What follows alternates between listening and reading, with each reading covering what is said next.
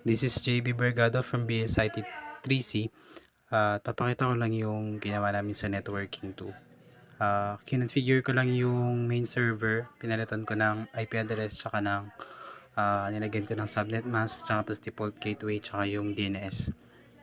And then, ayan, punta lang tayo sa services, tapos HTTP, on lang natin yung kailangan on yun. Tapos, i-paste natin yung HTML natin sa index. Tapos punta na tayo sa DHCP. Ayan. Palitan lang natin ng default gateway uli. Tapos punta tayo sa DNS.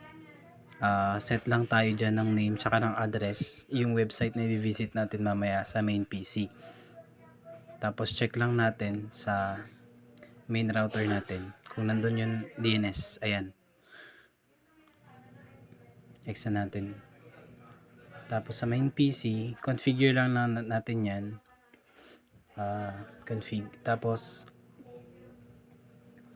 IP configuration. Ayan, makikita natin meron dyang napasa dyan yung DNS ng main server natin.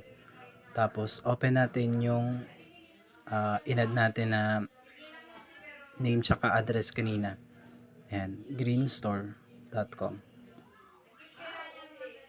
Ayan, lumabas siya. Tapos access naman natin yung for authorization.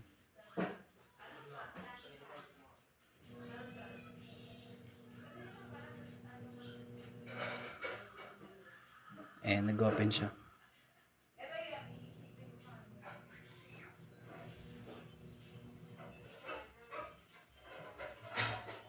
Yan lang. Thank you.